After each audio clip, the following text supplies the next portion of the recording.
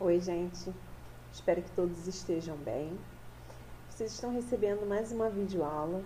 E na videoaula de hoje a gente vai fazer uma revisão dos conteúdos do segundo bimestre.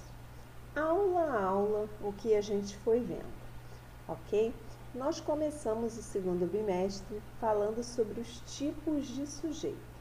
Eu coloquei aí aulas 1 e 7 porque depois foi a primeira aula e depois na aula 7 eu dei uma retomada nesse assunto. Então, nós vimos os tipos de sujeito, né? Lembrando que sujeito é o ser sobre o qual se faz uma declaração ou aquele que pratica ou sofre ação verbal, né? São essas duas formas aí que a gente tem para poder identificar o sujeito numa frase, né? A parte mais importante é chamada de núcleo do sujeito. E aí nós entramos efetivamente nos tipos. Vimos o primeiro tipo, sujeito simples, com apenas um núcleo, né? Os meninos estão brincando no quintal. Os meninos, o sujeito. Qual o núcleo desse sujeito, né? Qual a parte mais importante? Os ou meninos? Meninos. Se tem apenas um núcleo, temos aí caso de sujeito simples. Já o composto possui mais de um núcleo. A professora e os alunos ensaiaram para a festa da escola. A professora e os alunos, sujeito. Núcleo, parte mais importante. Professora e alunos têm o mesmo peso, então temos aí dois núcleos, sujeito composto. O terceiro tipo que nós vimos foi o desinencial, que não aparece expresso, né, na frase, na oração, mas ele pode ser identificado pela desinência verbal, pelo verbo. Estamos muito orgulhosos de você. Quando a gente lê estamos, automaticamente nós sabemos que quem está, na verdade, quando eu digo estamos? Nós. O nós não está escrito, não está expresso ali na oração. Nós estamos muito. Mas só do e pelo estamos a gente já percebe quem está orgulhoso. Quando acontece esse caso que a gente percebe pelo verbo, temos caso de sujeito desinencial. Depois vimos sujeito indeterminado. Duas possibilidades, sujeito ser indeterminado, né? Verbo na terceira pessoa do singular mais o ser, precisa-se de vendedores, ou verbo na terceira pessoa do plural, esqueceram de trancar a porta. Okay? E chegamos em oração sem sujeito. Né? Verbos que indicam fenômeno da natureza, nevou todo dia. O verbo haver com o significado de existir. Há muita gente na praia, existe muita gente na praia. Faz 3 anos que estudo nessa escola. Verbo fazer indicando tempo decorrido, também caso de oração sem sujeito. E verbo ser indicando tempo. São 2 horas. Então, nós temos 3 tipos de sujeito determinado, que é o simples, o composto e o desinencial. O sujeito indeterminado e ainda temos oração sem sujeito. E vimos aí, né, cada um como a gente faz para identificar e para classificá-los. A partir daí, chegamos em concordância verbal. O que vem a ser concordância verbal? A relação estabelecida de forma harmônica, né, tudo dando certo, entre o sujeito e o verbo. Então, isso quer dizer o quê? Se o sujeito está no singular, o verbo também tem que estar, né? Se o sujeito estiver no plural, o verbo também tem que estar no plural. Eu adoro as flores. Eu e adoro, sujeito e verbo, ambos no singular. Elas adoram as flores. Elas, sujeito, adoram o verbo, ambos no plural. Sendo que a gente tem aí os casos específicos, né? Sujeito simples. Quando o sujeito é simples, apresenta apenas um núcleo, o verbo concorda com esse núcleo em pessoa, primeira, segunda ou terceira, e em número, singular ou plural. A menina estudou muito, as meninas estudaram muito. Eu gosto de leite. Nós gostamos de leite. Com substantivos coletivos, o verbo deve ficar no singular, mesmo tendo a ideia de que o sujeito é uma quantidade muito grande. Por exemplo, a multidão. Quando a gente pensa em multidão, a gente não pensa em apenas uma pessoa. A gente pensa em várias pessoas. Mas é um substantivo coletivo e o verbo fica no singular. A multidão andava pelas ruas em protesto. O elenco, a gente não pensa em apenas um ator, a gente pensa em vários, né? Mas o elenco desta novela está fantástico, né? Quando a gente tem coletivo, o verbo fica, como aí, andava e está, no singular. Já quando a gente tem aí o sujeito composto, quando o sujeito é composto, mas anteposto ao verbo, faz a concordância no plural. Pai e filho conversavam longamente. Agora, no caso do sujeito composto depois do verbo, pode estar no plural, concordando com essa totalidade do sujeito, ou pode estabelecer aí essa concordância com o sujeito mais próximo. Olha lá, faltaram coragem e competência. Nós temos coragem e competência como sujeito. Pode ser faltaram, concordando com ambos, ou pode ser faltou, concordando apenas com coragem, que é o núcleo aí mais perto. Uso de mal com L e mal com U, né? As duas palavras são pronunciadas da mesma forma, por isso facilmente confundidas. Mal é um advérbio de modo, com L, e o mal com U um adjetivo. Mas eu cheguei a dizer lá na videoaula o seguinte, só sabendo isso é fácil, acabou? Já dá para a gente saber quando usa um ou outro?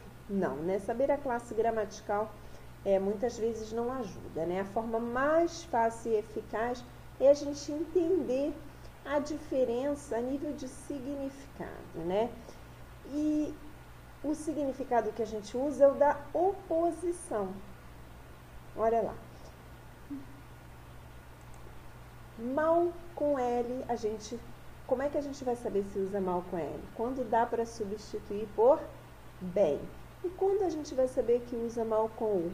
Quando dá para substituir por bom, ok? Então, mal com L, mal com U, não é muito suficiente a gente saber que um é advérbio e o outro é adjetivo.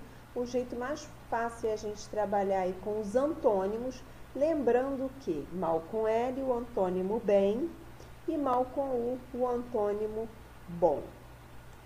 Transitividade verbal foi o próximo assunto.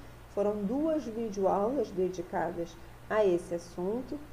Transitividade verbal indica a relação entre os verbos transitivos e seus complementos, né? Isso porque o transitivo é aquele que pede o complemento. Então, ele sozinho, ele não tem um sentido completo, né? Essa questão de transitividade verbal é uma característica dos verbos de ação, né? Ou também chamados de verbos nocionais. Não inclui os verbos de estado e muito menos verbos que indicam fenômeno da natureza. Porque quando a gente estuda verbo, a gente sabe que tem os verbos que indicam ação, os verbos que indicam estado e os verbos que indicam fenômeno da natureza. Quando se falar em transitividade verbal, que também pode receber o nome de predicação verbal, é uma característica dos verbos de ação. E de acordo com o tipo de complemento, esse verbo pode ser classificado de uma forma. As possibilidades: verbo transitivo direto, verbo transitivo indireto, verbo transitivo direto e indireto, e o verbo intransitivo é aquele que não pede o complemento. Aí ao lado estão, né, abreviados os títulos VTD, VTI, VTDI, VI. É uma forma mais fácil da gente a toda hora estar classificando os verbos de acordo com a transitividade verbal. É muito interessante abreviar, mas a gente precisa saber o que significa realmente. E eu cheguei a falar lá na videoaula que na prova não tem isso, né? Na prova tem que escrever mesmo, não não dá, vai usar aí abreviando. Vamos aí então aos tipos, cada um deles. Verbo transitivo direto, que é o famoso VTD. Ele não tem sentido completo, ok. Precisa de um complemento, mas esse complemento geralmente é sem preposição. E esse complemento é chamado de objeto direto. A mesa 3 pediu. O quê? A carne bem passada. Esse a carne bem passada não tem preposição. Já o transitivo indireto, o VTI, também não tem um sentido completo. Precisa de um complemento, mas esse complemento é acompanhado de preposição. E esse complemento recebe o nome de objeto indireto. Percebam que verbo transitivo direto, qual é o nome do complemento? Objeto direto. Verbo transitivo indireto, qual é o nome do complemento? Objeto indireto. Não acredito em que, no que ele diz. O no, contração da preposição em, mais o artigo definido o. Muitos alunos têm dificuldade para entender transitividade verbal porque se fala muito em complemento com e sem preposição. E muitos alunos não conhecem as preposições, ou melhor, conheceram, mas esqueceram quais são. Então, eu falei na videoaula e vou reforçar agora nesse momento. Tem essa dificuldade? Vale uma pesquisa para relembrar quais são as preposições para poder identificá-las nos complementos verbais. Ok? Temos ainda aí verbo transitivo direto e indireto ou bitransitivo, é um outro nome. Ele não tem sentido completo, obviamente, e além disso é aquele verbo pidão, chato. Falei muito sobre isso. Aquela criança chata que nunca está satisfeita. Ele pede 2 complementos, o objeto direto e o objeto indireto. Ou seja, pede um complemento sem preposição e o outro complemento com preposição. Enviei o que? Os postais, ok, já tenho aí a parte do complemento sem preposição. Enviou os postais a quem? Aos clientes. A parte com preposição, olha ali, temos um caso de combinação preposição a, mais o artigo definido hoje. Então, até o momento, estamos em transitividade verbal, transitivo direto, complemento sem preposição. Transitivo indireto, complemento com preposição. E transitivo direto e indireto, um complemento com e um complemento sem preposição.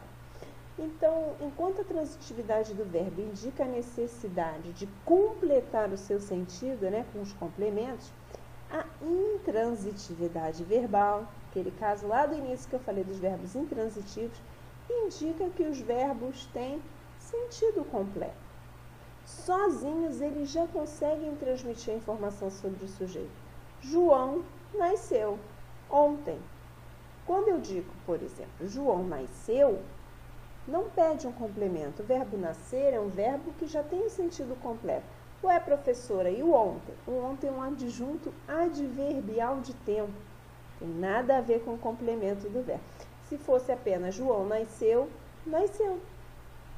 Se você me perguntasse quando, onde, seriam circunstâncias de tempo, de lugar e não complementos verbais. Ok? E na aula 6, que foi aí a gente já caminhando para a reta final do bimestre, nós vimos o uso de mais e mais. Muitas controvérsias sobre a pronúncia, Alguns tentam falar mães, mais, mas foneticamente não existe esse mães, é mais e mais, independente da presença ou da ausência do i, E independente também da pronúncia, a gente sabe que tem significados diferentes dentro da gramática. Não são sinônimas e uma não pode ser usada no lugar da outra, da mesma forma que a gente acabou de ver mal com u e mal com l. O mais, sem o i, indica contrariedade, oposição. Qual o sinônimo? Porém. Lá a gente usou né, os antônimos, quando nós vemos mal com L e mal com U, aqui a gente está usando um sinônimo para ajudar. Não procurou muito, mas não encontrou o que queria. Procurou muito, porém não encontrou o que queria. Então, mais sem I. Já o mais com I tem como significado a ideia de maior quantidade, né, de intensidade, de excesso, aumento, e o sentido contrário de menos. Ela venceu mais uma batalha. Olha a ideia de quantidade. Não daria jamais para a gente substituir pelo porém. Ela venceu, porém, uma batalha. Não é esse, né, o sentido. Quando a gente diz mais uma batalha, tem a ideia aí de quantidade. E nós vimos ainda esse mais com acento agudo, né? Que é a forma feminina no plural do adjetivo mal, aquele contrário lá de bom, né? Tem como função qualificar, porque é um adjetivo, né? Sendo que a característica que dá é negativa, né? Então, a gente tem aí o adjetivo mal no masculino, no plural, maus, no feminino, má, aquele homem mau é aquela mulher má, se a gente trocar o gênero. E se forem várias mulheres, mais, que é esse mais com acento agudo. Percebam que a pronúncia, né, do mais sem S, mais com I, mais sem I, mais com I, e do mais com acento agudo, mais e mais. Né? Pronúncia igual e, portanto, difícil da gente perceber qual de cada um a gente deve usar, a menos que a gente tenha o contexto. Se perguntar qual mal, né, a gente tem que usar mal com I, mal sem I. Qual que eu devo usar? Você precisa estar diante do contexto, da frase ou do texto para identificar se você vai usar mal sem I, mal com mais sem I, mais com I ou mais com acento agudo. Então, vamos organizar. Vimos mal com L, contrário de bem, mal com U, contrário de bom. Vimos mais sem I, fácil de substituir por porém. Vimos o mais com I, dando a ideia de quantidade, e o mais com acento agudo aí, qualificando, né? É o plural aí do mal no feminino, dando uma característica negativa. Foram esses os conteúdos que nós vimos aí no segundo bimestre e assim a gente fecha essa revisão. Fiquem bem, continuem em casa que em breve daremos continuidade. Até mais, pessoal!